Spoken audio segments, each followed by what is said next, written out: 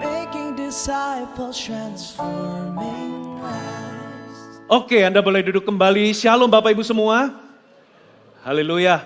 Saudara, di bulan Februari ini saya khusus akan bicara tentang relationships. Saya akan bicara tentang hikmat di dalam membangun hubungan yang sehat. Ada 5 ibadah, ada 5 tema yang berbeda. Tadi pagi saya secara khusus bagikan saudara untuk gimana kita ini membuang racun di dalam hubungan. Ada hal-hal tertentu yang kita lakukan, kita menganggap itu adalah kasih.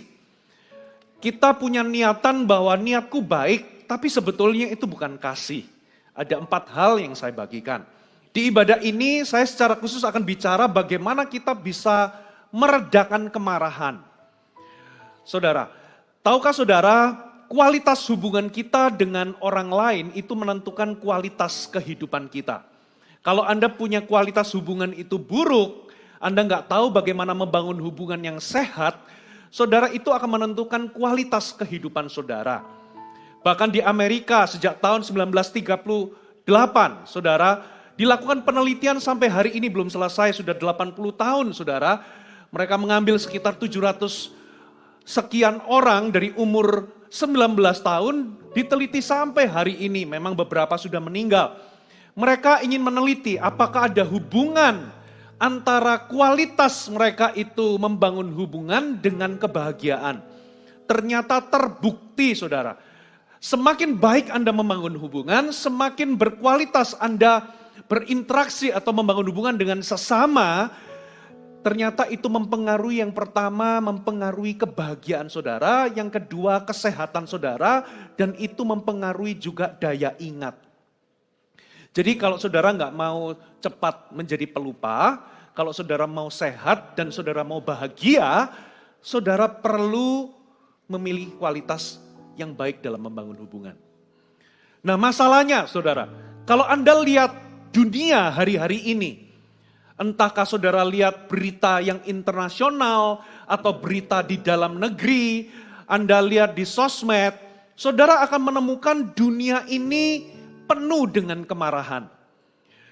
Saudara, ada orang marah-marah bersitegang dengan orang yang lain, marah-marah, saudara, pegawai marah-marah, demonstrasi, saudara, ada yang orang tua marah kepada anak, anak marah sama orang tua. Di jalanan kita melihat ada banyak orang marah karena senggolan atau karena merasa jalurnya itu ditelikung orang. Di mana-mana kita melihat dunia ini semakin tegang dan penuh dengan kemarahan. Dan kalau kita nggak hati-hati, saudara, justru orang Kristenlah yang paling, saudara, gampang marah. Kalau kita nggak hati-hati. Alkitab berkata, saudara, 1 Korintus 13 ayat 5 berkata, kasih tidak melakukan yang tidak sopan, tidak mencari keuntungan diri sendiri, ia tidak pemarah, katakan tidak pemarah. Terjemahan yang lain, saudara itu pakai kata kasih itu tidak mudah marah. Satu terjemahan lagi dikatakan kasih itu tidak mudah tersinggung. Kalau kita nggak hati-hati, saudara, justru orang Kristenlah yang lebih banyak ditemukan mudah tersinggung dan mudah marah. Kenapa itu terjadi? Karena kita orang Kristen merasa sudah menjadi tugas kita untuk kita itu menegur dosa. Untuk kita itu marah terhadap ketidakadilan, marah terhadap dosa. Kita perlu mempertahankan atau membela kebenaran. Sehingga kita ini merasa tugas kita untuk menyatakan kebenaran, menegur dosa. Lalu saudara, kita ditemukan karena kita merasa berpikir demikian, kita merasa bahwa setiap kali kita marah, kita merasa kemarahan kita itu dibenarkan. Makanya kalau nggak hati-hati, kita orang Kristen ini justru ditemukan mudah marah. Kita tahu banyak di luar sana, saudara, di mana-mana orang itu marah. Nah, kemarahan itu tambah lama tambah luas. Mungkin kemarahan itu kita itu marah sama hal-hal kecil. Contoh, saudara marah gara-gara ada orang itu belum isi token kartu tolnya, justru waktu pas di gate, mereka baru sadar kalau tokennya habis. Kita di belakangnya, kita nggak sabar, kita marah, kita bel-bel, saudara. Kita marah gara-gara di bioskop ada orang menerima panggilan telepon. Dari hal-hal kecil, saudara. Kita marah karena apa? Kita sudah bayar IPL, iuran di rumah, tapi ternyata sampah kita belum diambil sama petugas kebersihan. Kita marah gara-gara jalur kita dipotong sama orang. Dari hal kecil berkembang, saudara, kita melihat banyak orang marah itu gara-gara perbedaan pandangan politik, perbedaan pendapat. Marah-marahnya itu di sosmed. Saudara, kalau enggak bikin VT, saudara, bikin caption atau bikin apa ya? Bikin message dengan huruf kapital semua. Lalu kita curhat, kita marah-marah di sosial media. Saudara, berkembang lagi, kita merasa marah sama pemerintah. Kita merasa marah sama kebijakan ini dan itu. Tidak sedikit ibu-ibu itu bikin grup, saudara, karena marah sama sekolah. Ya, sekolah anak. Seragamnya yang mahal lah, yang bukunya kemahalan lah. Macam-macam. Bahkan ada ibu-ibu, mama-mama bikin grup khusus untuk mereka itu bikin grup namanya, saudara, grup untuk mereka bisa marah untuk hal yang sama. Gitu ya. Lalu kita saling mensupport di dalam kemarahan itu, saudara. Dan berkembang, makin berkembang, kita marah sama orang yang gak ikut marah sama kita. Semuanya serba dipenuhi dengan kemarahan. Saudara, lalu kita merasa bahwa kemarahan kita itu dibenarkan. Saudara, kita merasa bahwa, loh, Yesus juga pernah marah. Yesus pernah marah di bait suci. Yesus itu membongkar balikan meja-meja penukar uang. Yesus bahkan membuat cemeti. Ya, lalu kita namakan kemarahan kita itu sebagai holy anger atau righteous anger. Kita merasa bahwa kemarahan kita ini dibenarkan. Kita marah karena kita membela kebenaran seperti Yesus marah. Bapak Ibu, tapi kita lupa ada satu ayat mengatakan demikian. Saudara, coba kita baca sama-sama Yakobus pasal 1 ayat 19 sampai 20. Yakobus 1 ayat 19 sampai 20. Hai saudara-saudara yang kukasihi, ingatlah hal ini. Setiap orang hendaklah cepat untuk mendengar, tetapi lambat untuk berkata-kata. Dan juga kita baca sama-sama 1, 2, 3, lambat untuk marah. Ayat 20 dikatakan, sebab, perhatikan, amarah manusia tidak mengerjakan kebenaran di hadapan Allah. Perhatikan, kata amarah manusia itu tidak mengerjakan kebenaran di hadapan Allah. Saudara, sekalipun Anda merasa bahwa Anda itu merasa berhak marah, dan merasa bahwa kemarahan saudara ini adalah kemarahan yang kudus untuk membela kebenaran, coba cek dulu. Apakah benar kemarahan kita seperti kemarahan Yesus? Yesus itu marah murni karena dia membela kebenaran. Saudara, tapi apa benar kita itu motifnya seperti Yesus? Karena kalau kita mau jujur, lebih banyak kita marah itu tidak murni. Kita marah itu karena kita sudah tercampur dengan emosi. Kita marah karena ego. Kita marah karena kita terluka. Kita marah karena kita jengkel. Kita marah karena kita sudah tersinggung. Kita marah karena kepentingan diri sendiri. Kita marah karena sebuah keinginan kuat untuk menghukum atau membalas dendam. Saudara, betulkah waktu kita marah itu betul-betul righteous anger? Makanya Alkitab membedakan, saudara. Dikatakan amarah manusia tidak mengerjakan kebenaran di hadapan Allah.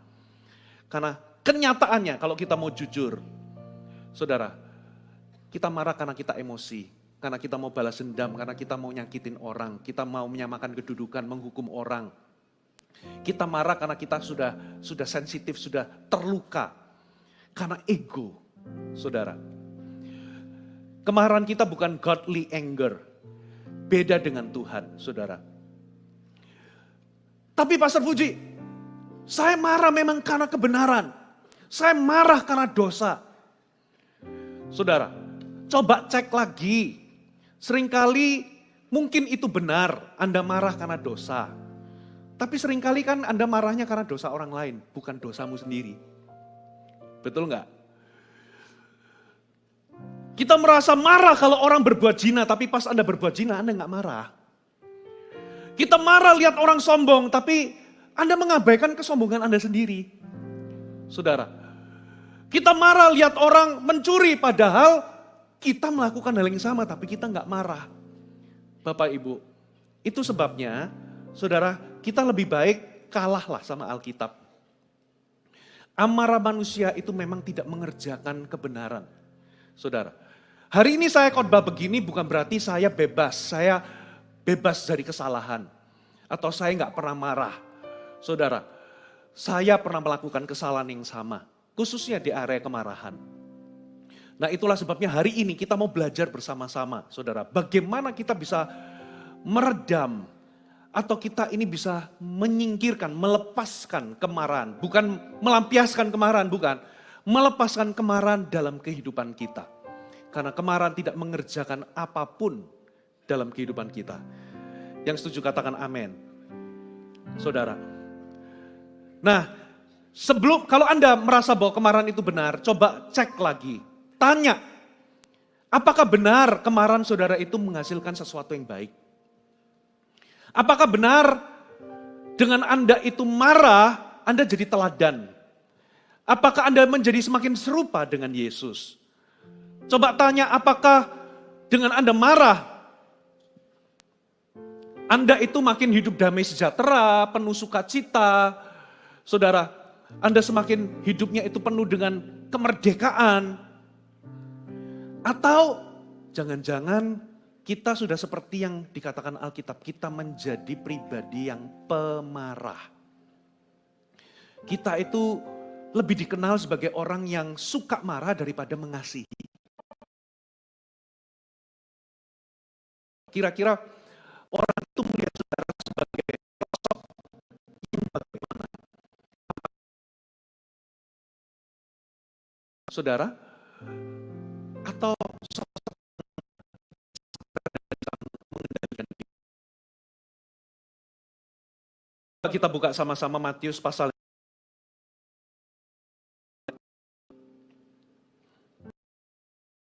Ketika orang-orang Farisi bahwa Yesus telah membuat orang income seorang dari dia, guru, hukum manakah yang terutama dalam hukum Taurat? Jawab Yesus kepadanya, kasihlah Tuhan Allahmu dengan segenap hatimu, segenap jiwamu, segenap akal budimu. Itulah hukum yang terutama dan yang pertama. Dan hukum yang kedua yang sama dengan itu ialah kasihlah sesama manusia seperti dirimu sendiri. Pada kedua hukum inilah tergantung seluruh hukum Taurat dan kitab para nabi. Waktu kita ke sorga nanti, Tuhan gak akan tanya seberapa besar pencapaianmu, seberapa banyak karuniamu. Tapi satu hal yang pasti Tuhan tanya itu adalah bagaimana Anda mengasihi. Hari ini saudara, saya bukan orang sempurna, tapi satu yang saya itu juga mau bertumbuh semakin hari adalah karena saya sadar saya di masa lalu juga punya kesalahan. Saya betul-betul berdoa, Tuhan, saya mau bertumbuh di satu area ini. Saya mau bertumbuh di area mengasihi. Memang tidak ada satupun di tempat ini, termasuk saya, sempurna di dalam mengasihi. Tapi kabar baiknya, kita bisa bertumbuh di dalam mengasihi. Katakan amin. Harusnya ini jadi goal kita. Karena satu kali ada seorang pria, ini orang Farisi, bahkan dia itu ahli hukum Taurat. Tanya, Tuhan, apa yang terpenting dalam hidup ini? Mana perintah yang terpenting? Yesus berkata, kasihlah Tuhan Allahmu dengan segenap hati, jiwa, kekuatan, akal budimu. Tapi juga ada hukum kedua yang tidak kalah penting, yang sama pentingnya, yaitu kasihilah sesamamu manusia seperti dirimu sendiri. Berarti mengasihi itu adalah panggilan orang Kristen. Ada amin. Saudara, kita nggak mungkin bisa mengasihi kalau kita mudah marah. Kita tidak mungkin bisa mengasihi kalau kita itu menjadi orang yang pemarah. Satu goal, ayo kita punya goal sama-sama. Saudara, kita mau makin hari, kita mau bertumbuh di dalam mengasihi. Amin. Saya ulangi lagi, saya tahu kita semua tidak sempurna dalam mengasihi, tapi kita bisa bertumbuh di dalam mengasihi. Sekarang pertanyaannya, saudara, bagaimana kita bisa melepaskan kemarahan? Bagaimana kita bisa meredam atau jadi pribadi yang lebih mengasihi, tidak mudah marah? Ada 3 poin sederhana hari ini. Semoga ini jadi berkat buat kita semua. Yang pertama, catat baik-baik. Kalau Anda ingin meredam kemarahan, melepaskan kemarahan dari hati kita, dari hati saudara, yang pertama adalah turunkan ekspektasi Anda terhadap orang lain. Saya ulangi, bagaimana supaya Anda tidak menjadi pribadi yang mudah marah? Turunkan ekspektasi Anda terhadap orang lain. Mengapa kita ini mudah marah sama orang yang salah? Saudara, karena kita ini punya ekspektasi ketinggian sama orang. Kenapa Anda itu mudah kecewa, lalu mudah marah sama pasangan? Karena jangan-jangan saudara punya harapan yang tidak realistis terhadap pasangan saudara. Saya tadi pagi sempat cerita, saudara. 3 bulan pertama waktu saya pacaran, istri saya itu kesulitan. Saudara, kesulitan kenapa? Karena saya ini tipenya cuek, kurang romantis. Apalagi saya itu merasa bahwa dulu itu pokoknya revival, pacaran nanti-nanti aja. Terbiasa menjomblo sehingga waktu pasangan, pergi pelayanan ke Makassar, sudah nyampe bahkan sampai hotel. Ya waktu itu di hotelnya gak ada signal, saya gak ada usaha untuk ngabarin saya udah nyampe. Gitu ya, itu dulu Pastor Lena waktu masih pacaran, marah sama saya. Katanya gak tahu bener apa enggak. Sampai berpikir untuk putus. Kenapa ini terjadi? Karena dia menyangka, dia punya harapan kalau memacari seorang pengkhotbah, apalagi full timer hamba Tuhan, revivalist, itu pasti sempurna. Saudara, jangan-jangan yang membuat Anda mudah marah itu karena Anda punya ekspektasi ketinggian sama orang. Sama pasangan. Saudara berharap suami Anda itu mengerti semua perasaan saudara. Ujungnya Anda akan kecewa. Karena kalau Anda berusaha, Anda punya ekspektasi suami Anda ngerti 100% perasaan saudara sebagai wanita, maka Anda sebetulnya berusaha untuk mengubah suami Anda jadi wanita. Suami juga sama. Kenapa sih Pastor Puji, istriku itu selalu main perasaan, gak masuk di akal semua argumennya. Gak masuk di logika. Saya jadi jengkel. Jangan-jangan Anda punya harapan ketinggian. Kenapa? Karena istrimu wanita. Kalau Anda berharap istri Anda itu bisa ngerti logika jalan pikiran seorang pria. Saudara,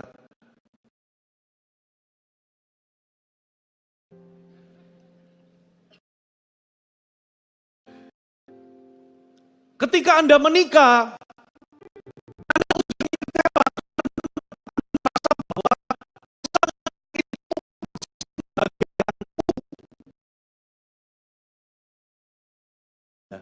setiap orang itu bisa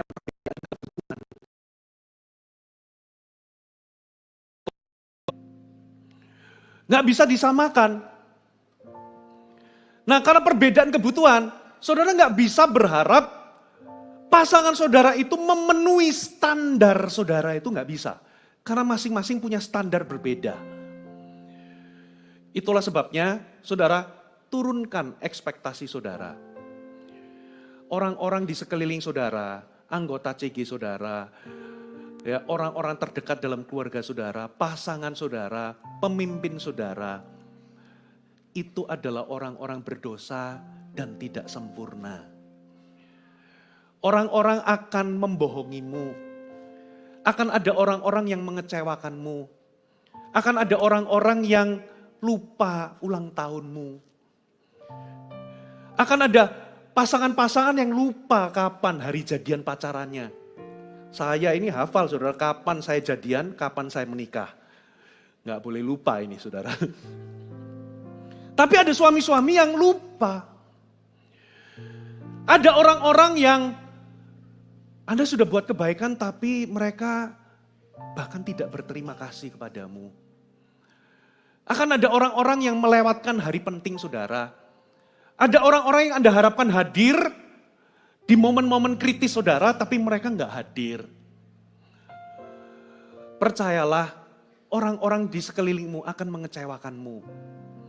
Makanya Paulus ngomong sama Timotius, keadaan manusia di akhir zaman itu, manusia akan mencintai dirinya sendiri, manusia akan jadi hamba uang, ya mereka akan garang itu brutal, mereka tidak tahu berterima kasih, mereka lebih suka menuruti hawa nafsu daripada menuruti Allah, ya mereka itu suka tidak tahu yang namanya mengampuni, mereka tidak bersikap baik. Mereka bergosip, mereka memfitnah. Itu keadaan manusia di akhir zaman. Akan ada orang-orang yang mengecewakan saudara. Pertanyaannya, apa harapan saudara? Apa ekspektasi saudara? Saudara nggak bisa expect semua orang itu memenuhi standar Anda. Itulah sebabnya, karena kita ini, sekeliling kita ini adalah orang-orang berdosa. Saudara, ekspektasi kita turunkan. Katakan turunkan. Dengan demikian, saudara nggak akan terkejut, lalu mudah tersinggung, mudah marah ketika orang-orang itu melakukan kesalahan. Ada amin saudara? Tuhan Yesus ketika ada seseorang wanita yang ada di pinggir perigi, Yesus gak terkejut ternyata wanita ini punya banyak suami. Dan yang ada bersama dengan dia ini sebetulnya bukan suaminya. Apakah Yesus tiba-tiba langsung mengusir dan menghakimi perempuan ini? Ternyata enggak. Ternyata Tuhan Yesus gak pergi. Yesus malah menyatakan kebenaran, menyatakan kasih, saudara. Dan bahkan Yesus itu memberikan, menawarkan air hidup yang membuat dia nggak akan haus lagi. Saudara tahu Petrus? Petrus itu janji di hadapan Yesus. Kalaupun semua meninggalkanmu, aku nggak akan meninggalkanmu. Aku siap mati bagimu. Ternyata Petrus bohong. Ternyata pada waktu Yesus ditangkap, saudara, Petrus menyangkalinya pakai bersumpah serapah segala. Petrus meninggalkan Yesus. Lalu apakah tiba-tiba Yesus menjadi tersinggung lalu menjadi meledak kemarahannya, kehilangan kesabaran? Lalu Yesus, ya udah mulai hari ini jangan panggil aku gurumu. Ya, kamu kan punya CG isinya 12 orang. Sudah aku keluar jadi CGL. Gitu. Aku nggak mau jadi gurumu lagi. Enggak, saudara. Tapi justru Yesus itu mengampuni Petrus dan bahkan berkata, Petrus, gembalakanlah domba-dombaku. Murid-murid Yesus, mereka itu bertengkar. Apa yang mereka pertengkarkan? Mereka itu mempertengkarkan soal siapa nanti yang akan duduk di sisinya Yesus nanti di kerajaan Tuhan. Mengetahui ini, Yesus gak terkejut melihat keegoisan manusia, motivasi yang gak murni manusia.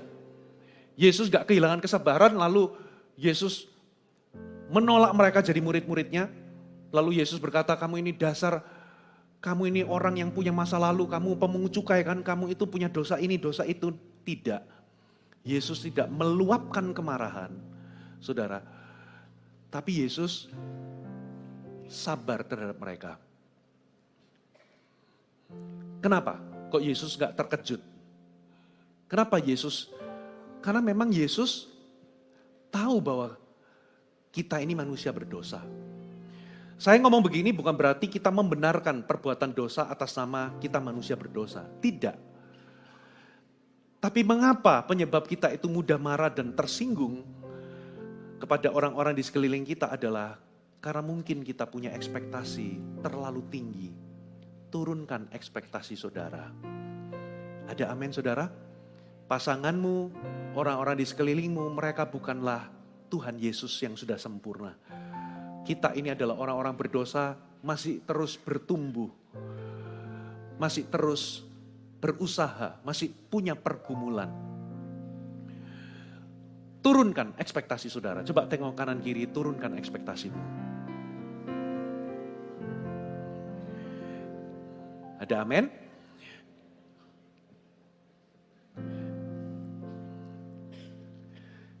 Yang kedua, saudara. Yang kedua, buanglah sikap merasa benar.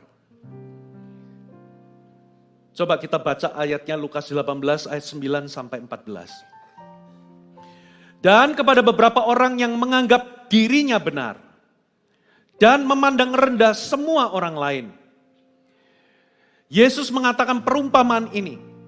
Ada dua orang pergi ke bait Allah untuk berdoa. Yang seorang adalah Farisi, yang lain pemungut cukai. Orang Farisi itu berdiri dan berdoa dalam hatinya begini. Ya Allah, aku mengucap syukur kepadamu karena aku tidak sama seperti orang lain.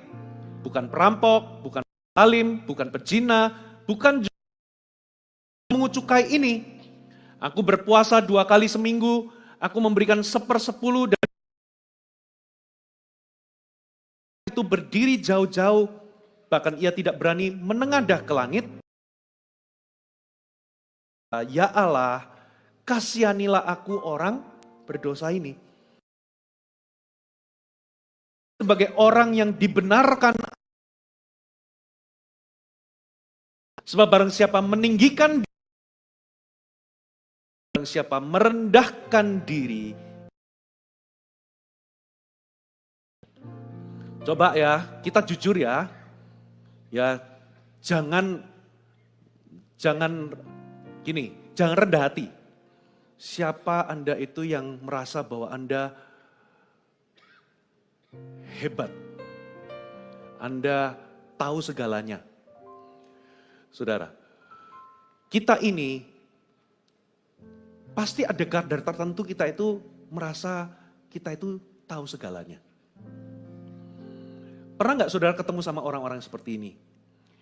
Ngomongin politik paling tahu. Dan argumen-argumennya dia itu yakin benar.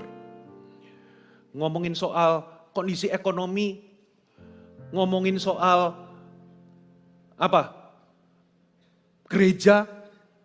Saudara, di zaman Yesus ketemu sama sekelompok orang yang merasa selalu benar.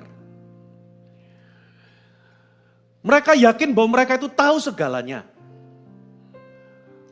Mereka yakin bahwa diri mereka itu benar.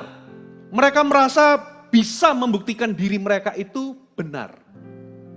Mereka tahu segalanya. Bahkan di dalam perumpamaan Yesus ngomong begini, beberapa orang menganggap dirinya benar dan menganggap rendah orang lain. Berarti selain menganggap dirinya benar, selalu benar, tapi menganggap rendah orang lain berarti mereka itu merasa lebih unggul, lebih baik, lebih suci dari orang lain. Lebih hebat dari orang lain. Makanya dia memandang rendah orang lain.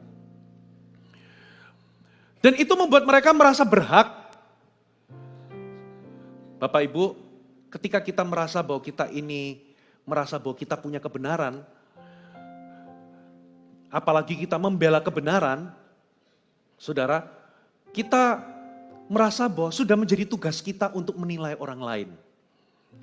Sudah jadi tugas kita untuk menghakimi orang lain, saudara.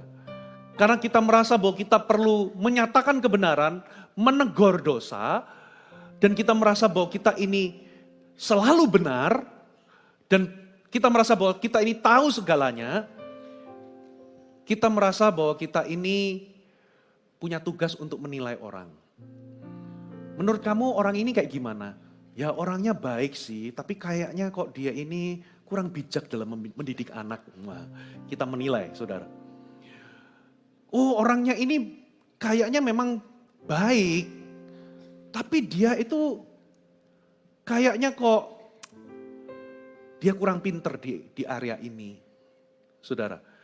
Karena kita merasa selalu benar, orang yang beda pendapat sama kita itu pasti salah. Nah ini yang namanya orang yang melihat dirinya itu benar. Nah selama Anda merasa selalu benar, Anda akan merasa lebih baik daripada orang lain. Waktu Anda merasa lebih baik dari orang lain, saudara akan merasa punya hak untuk menghakimi dan menilai orang.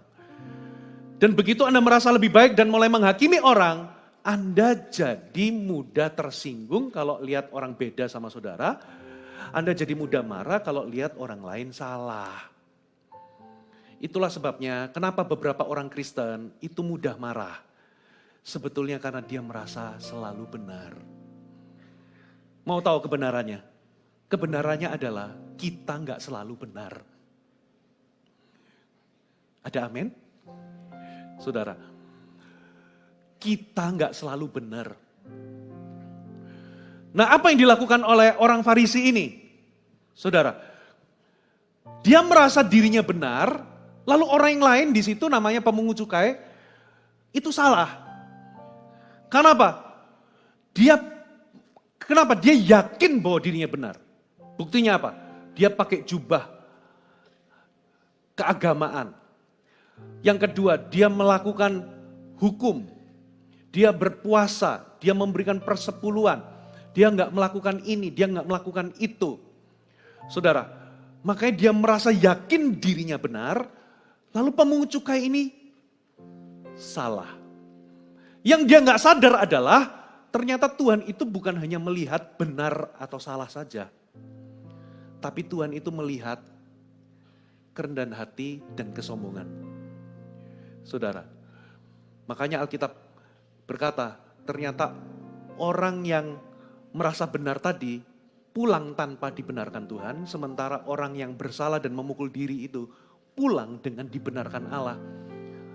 Lalu Alkitab berkata, barang siapa meninggikan diri akan direndahkan, yang merendahkan diri akan ditinggikan. Berarti Tuhan itu bukan hanya peduli dengan benar salah, tapi Tuhan juga peduli dengan kesombongan dan kerendahan hati kita. Halo, amin, saudara. Nah, kenapa kita mudah marah? Karena kita merasa diri kita selalu benar. Kita merasa kita lebih baik, lebih unggul daripada orang lain. Sehingga ketika kita ketemu sama orang yang berbeda pendapat sama kita ketemu sama orang lain yang mungkin melakukan kesalahan, kita merasa punya hak untuk marah. Kita jadi mudah tersinggung, kita menjadi mudah marah. Itu sebabnya kalau Anda mau meredam kemarahan, buang perasaan selalu benar. Satu kali ada orang konseling sama saya, seorang suami. Saudara, di dalam konseling itu, pernikahan mereka tidak baik-baik. Mereka sudah lama, mereka hubungannya jelek sama istrinya. Bahkan betul-betul sudah saling menjauhi. Anda tahulah arti kata saya. Jadi bertahun-tahun itu sudah saling menjauhi dan mereka sama-sama saling melukai. Lalu ketika saya coba gali lebih dalam, ternyata dia berpendapat bahwa dia bahkan bukakan Alkitab, dia ngomong begini, orang ini rajin berdoa, Orang ini itu bahkan peka mendengar suara Tuhan, menurut dia. Lalu dia mengutarakan bahwa kenapa hubunganku itu jelek sama istri? Dia ngomong bahwa karena istriku itu hidup di dalam kutuk. Lalu dia ngomong kutuknya apa? Kutuk Hawa. Dia ngomong begitu. Selama dia hidup di dalam kutuk, itulah sebabnya dia ngomong dia melakukan ini, dia melakukan ini. Sehingga pernikahanku begini itu karena istriku itu hidup di dalam kutuk itu. Dan saya dapat itu dari Tuhan.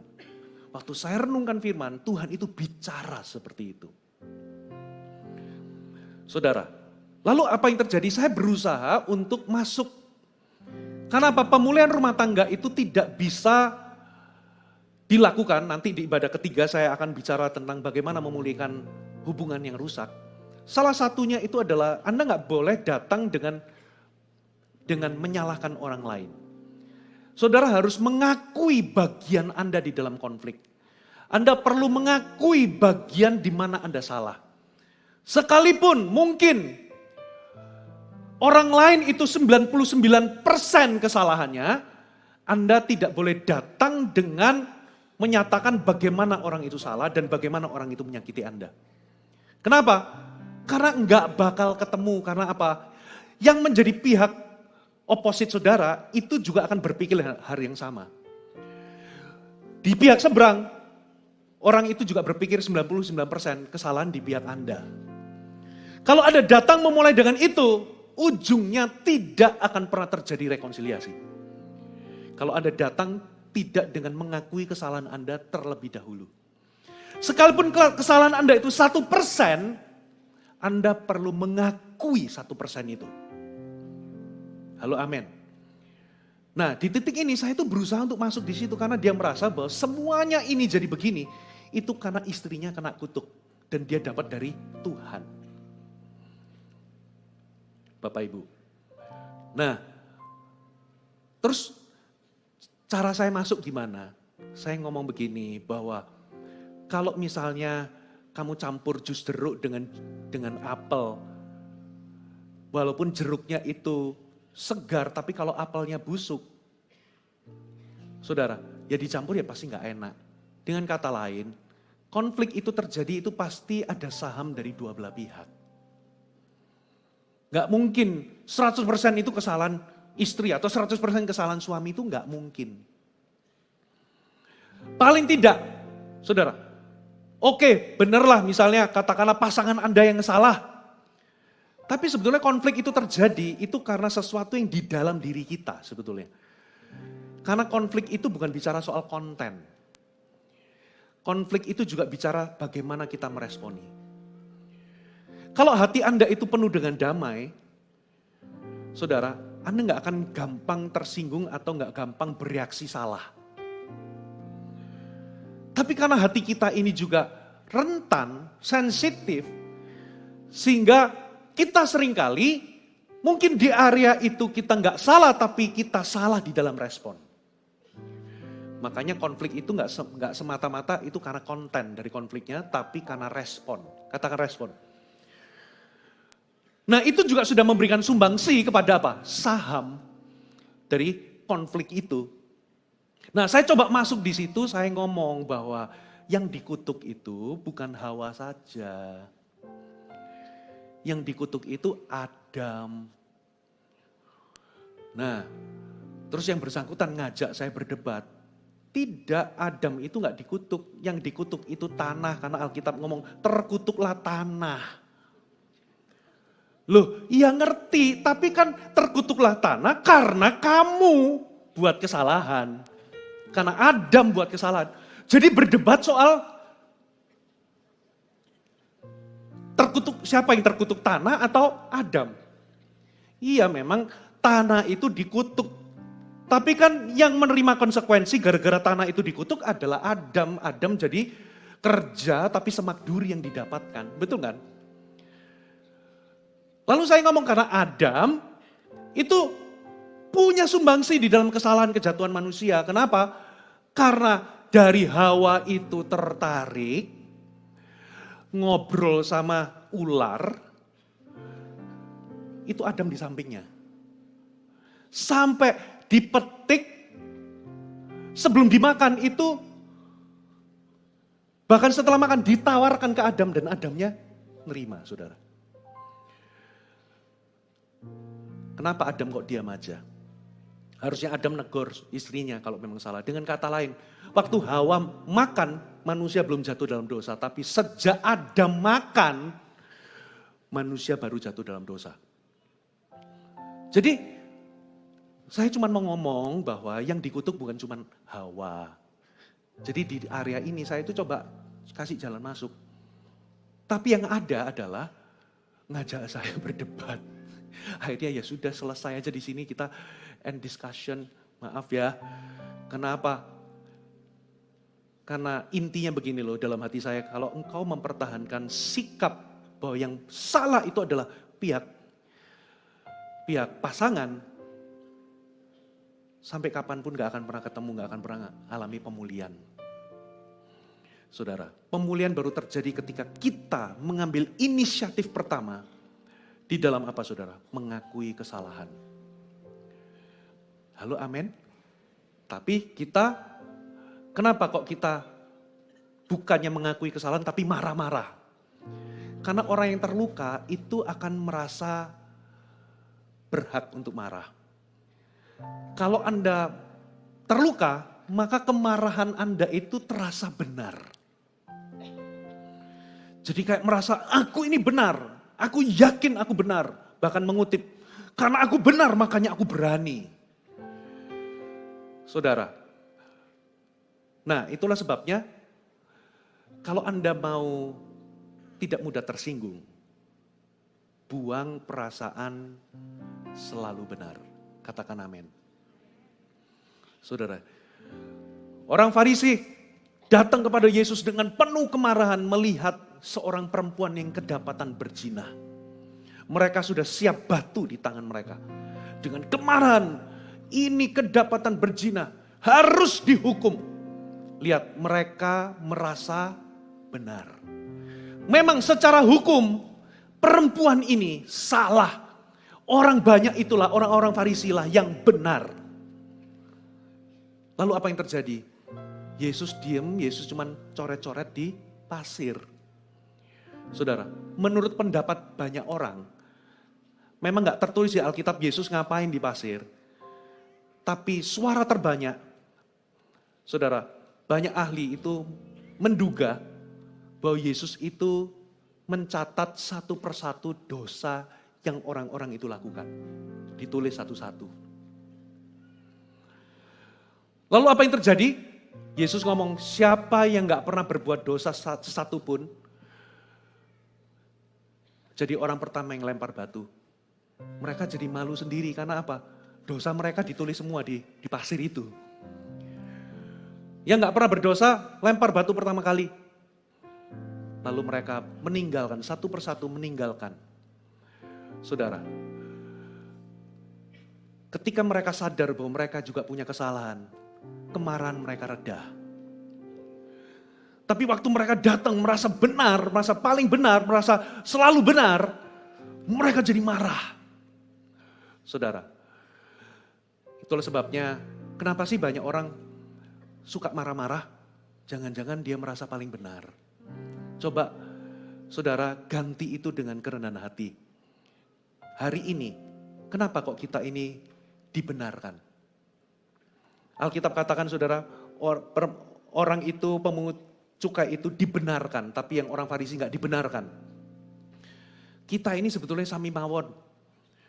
Kita ini sebetulnya nggak layak, nggak ada satupun yang benar. Kalau hari ini kita bisa berdiri dalam kebenaran, itu karena kita dibenarkan oleh anugerah Tuhan. Katakan amin. Kita semua berdosa, kita semua pernah melakukan kesalahan. Iya, tapi Pastor Puji, orang ini sombong banget. Ingat, Anda juga pernah sombong. Tapi orang ini gak jujur. Siapa yang gak pernah gak jujur di sini? Saya waktu kecil dulu pernah mencuri buku di toko buku, saudara. Mencuri komik. Saya malu loh sebetulnya. Saya beli satu komik dulu, lalu saya bayar, saya pakai kantongan, lalu saya muter-muter lagi. Saya ambil buku, saya masukin di kantongan itu. Terus di depan petugasnya, saya tenteng-tenteng gini saudara. Beberapa kali lolos. Saya nggak ada yang ngajarin, saya malu. Waduh kalau ketahuan papa mama saya, malu saya. Kok bisa nggak ada yang ngajarin, kok saya bisa mencuri? Karena memang nggak ada yang benar. Kita ini punya tendensi berdosa. Siapa yang nggak pernah punya motivasi nggak murni? Nggak pernah nggak sombong. Nggak pernah berzina. Kita semua melakukan semuanya. Siapa yang nggak pernah melakukan hal-hal yang memalukan? Siapa yang nggak pernah pipis di kolam renang waktu kecil? Ayo. Siapa yang nggak pernah buang air buang angin di tempat umum? Kita semua pernah melakukannya. Saudara, perasaan benar itu yang membuat kita mudah marah. Buang perasaan benar. Yang pertama apa saudara? Turunkan, suami istri turunkan ekspektasimu terhadap suami. Yang kedua, buang perasaan selalu benar. Yang ketiga saudara, saudara perlu hapus atau batalkan utang kesalahan orang lain. Coba kita baca ayatnya saudara.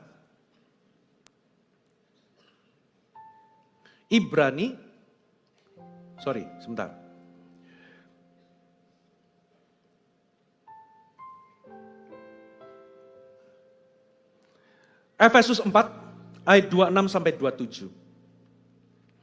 Efesus 4 ayat 26 sampai 27. Apabila kamu menjadi marah, janganlah kamu berbuat dosa. Janganlah matahari terbenam sebelum padam amarahmu. Dan jangan beri kesempatan kepada iblis. Alkitab itu jelas ngomong gini. Ya kabar baiknya marah itu tidak dosa. Marah itu bagian dari emosi. Tapi kemarahan bisa jadi pintu untuk kita berdosa. Makanya Alkitab katakan, kalau kamu marah, hati-hati, kendalikan dirimu. Jangan berbuat dosa. Jangan melampiaskan kemarahan, menyakiti orang, dan lain sebagainya. Lalu dikasih tahu, jangan matahari tenggelam sebelum padam amarahmu. Apa maksud ayat ini? Berarti yang Tuhan mau itu sangat tegas saudara. Tuhan mau di hari saudara itu tersinggung atau menjadi marah, hari itu juga Anda harus bereskan. Katakan amin. Di hari di mana saudara terluka, di hari itu Anda harus bereskan. Jangan sampai disimpan kemarahan itu. Kenapa kok Alkitab katakan jangan menyimpan kemarahan? Karena kita semua ini paling bakat menyimpan kemarahan.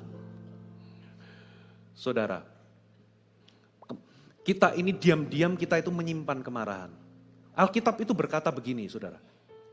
Coba kita buka satu ayat Ibrani pasal 12 ayat 14 sampai 15. Berusahalah hidup damai dengan semua orang. Kejarlah kekudusan. Sebab tanpa kekudusan tak seorang pun akan melihat Tuhan. Jagalah supaya jangan ada seorang pun menjauhkan diri dari kasih karunia Allah. Agar jangan tumbuh, apa saudara? Akar yang pahit. Kenapa kepahitan itu digambarkan seperti akar? Karena tersembunyi, gak kelihatan. Nanti baru kelihatan buahnya. Kita ini, akar itu tersimpan di dalam tanah. Kita ini paling bakat di dalam menyimpan kemarahan.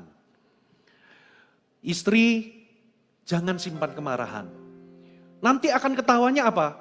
Ketika itu meledak.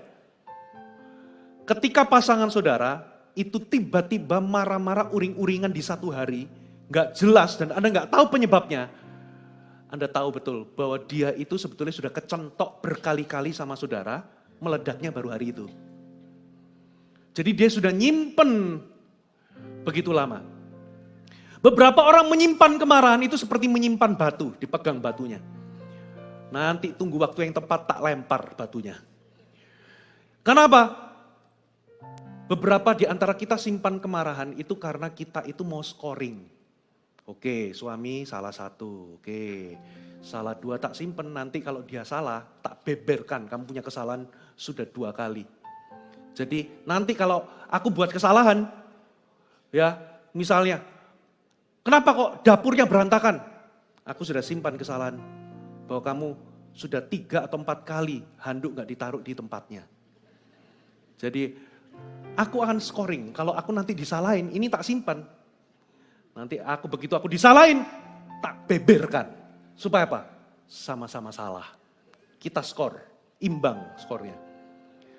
Hati-hati saudara. Kita itu bisa semanipulatif itu, saudara. Lalu kita simpan kesalahan orang, dijadikan amunisi buat nanti. Kita simpan batu. Saya mau kasih tahu, kalau Anda melanggar firman ini, jangan simpan kemarahan, itu berarti Anda memberikan celah buat iblis dalam hidup Anda. Beroperasi. Celah itu seperti ini loh, Anda tutup pintu, iblis ganjel pintu Anda.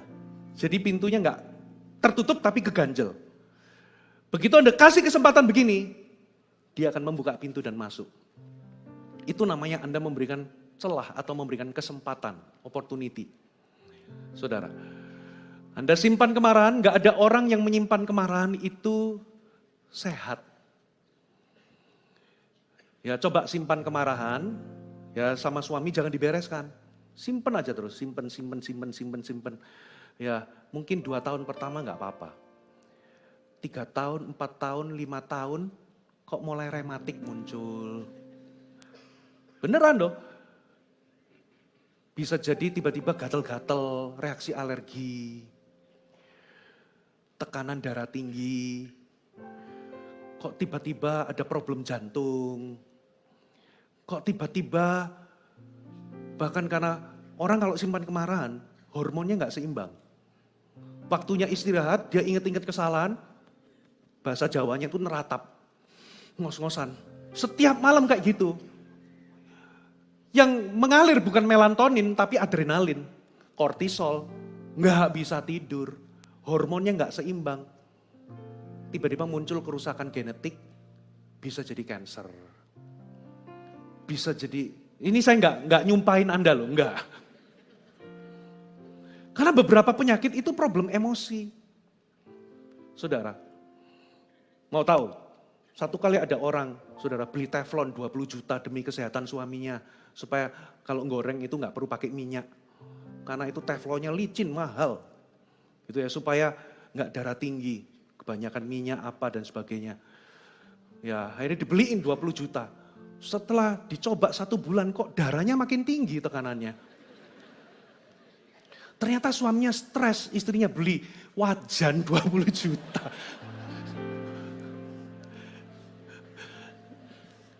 Ternyata bukan faktor kesehatan, bukan makanan sehat, tapi faktor emosi, saudara. Anyway, saudara, sampai mana ya tadi ya?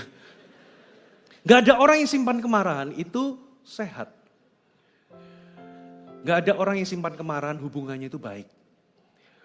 Anda akan jadi sinis, perkataan Anda akan tajam, orang yang terluka akan cenderung melukai orang. Anda jadi gak bisa mengasihi orang, kasar sama orang, sinis, penuh dengan sindiran, penuh dengan skeptis. Saudara, Anda jadi gampang marah. Bapak Ibu, ingat kualitas hubungan Anda menentukan kualitas kehidupan saudara. Yang Tuhan mau adalah bereskan. Ada amin saudara? Caranya bagaimana? Untuk membereskan, yang pertama Alkitab ngomong jangan menjauhkan diri dari kasih karunia Allah. Maksudnya apa?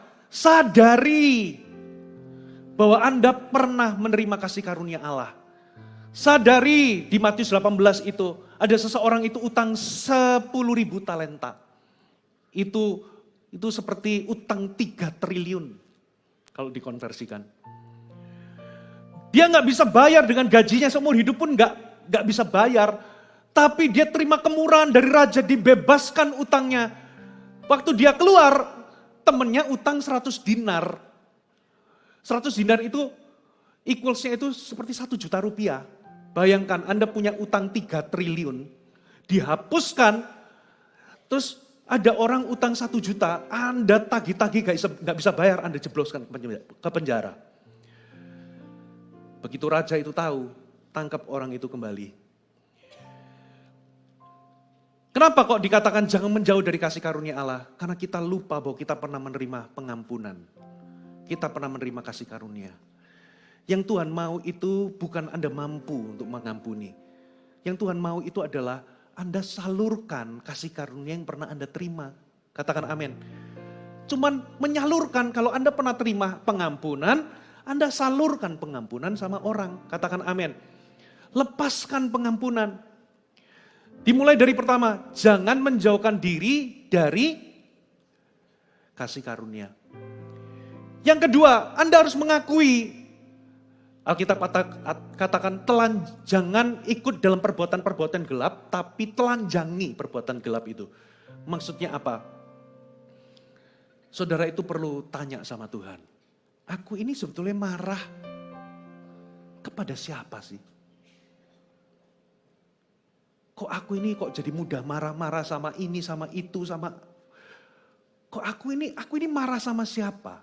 Nanti kalau Anda berdoa, Roh Kudus ujilah hatiku, kenalah jalan-jalanku, apakah jalanku serong. Terjemahan bahasa Inggrisnya itu know my anxious thoughts. Kenalah jalan-jalan pikiranku yang gelisah ini. Selidiki hatiku ya Tuhan. Nanti Tuhan itu bisa tunjukkan loh. Ternyata Anda itu jangan-jangan Anda itu marah dan kecewa sama Tuhan. Atau Anda itu marah sama keadaan. Atau marah sama pasangan. Lalu coba telisik, perasaan ini perasaan apa sih? Perasaan terluka karena dikhianati? Atau perasaan terluka karena direndahkan? Nanti Roh Kudus bisa tunjukkan, begitu Anda mengakui bahwa Anda punya masalah di situ, baru Anda bisa lepaskan pengampunan, bereskan hati. Saudara. Tapi selama Anda merasa, aku oke kok, aku gak apa-apa. Tapi ketus. Ya, aku gak marah kok. Tapi nadanya pedes. Saudara. Tadi pagi saya cerita saudara. Saya di Manado itu, karena saya pernah diutuskan ke Manado 2003. 2003 ke Manado, waduh kalau saya makan makanan Manado, terus terang orang Surabaya, error terus perutnya. Karena makanannya 100 kali lebih pedas dari masakan Surabaya. Babi rica, semua itu rica-rica semua. Tapi satu kali ada yang lebih pedas dari babi rica. Mau tahu? Satu kali ada ibu-ibu datang ke sekretariat nyari siapa gembalanya, gara-gara apa? Anaknya ikut sel grupnya kita, pindah gereja. Marah-marah. Saudara, dia ketemu sama saya, langsung tanpa babi bu, dia tunjuk saya, dia langsung ngomongin, babi ngana. Babi ngana itu lebih pedes daripada babi rica, saudara. Pedesnya merasuk ke jiwa. Coba, kalau Anda itu terluka, kata-kata Anda akan pedas. Anda akan menyakiti. Kalau Anda nggak mengakui itu, nggak menelanjangi, mengekspos, iya aku ini. Lalu Anda, yang ketiga, Anda lepaskan, batalkan utang kesalahan orang. Batalkan, hapus utangnya orang, bukan utang uang ya. Utang kesalahannya orang terhadap saudara itu anggap sudah terhapus. Aku lepaskan pengampunan. Kalau Anda nggak cabut itu, nggak selesaikan kemarahan, saudara, banyak orang akan jadi korban dari kemarahan saudara. Bahkan ada orang-orang yang nggak ikut-ikutan salah, karena Anda marah sama apa? Saya nggak ngerti. Keadaan marah sama seseorang, marah sama pegawai, marah sama apa? Anak-anak saudara jadi pelampiasan kemarahan saudara, padahal nggak salah. Di mana-mana Anda mudah marah, mudah tersinggung. Karena hati Anda sensitif, terluka. Anda perlu hapus kemarahan. Apa 3 poin tadi saudara? Bagaimana melepaskan kemarahan, membereskan kemarahan. Turunkan ekspektasi. Jangan punya harapan tidak realistis, ketinggian. Yang kedua apa saudara? Buang perasaan sikap selalu benar. Kayak gak pernah punya salah. Yang ketiga, bebaskan, hapuskan, batalkan kesalahan orang lain. Mari kita bangkit berdiri sama-sama.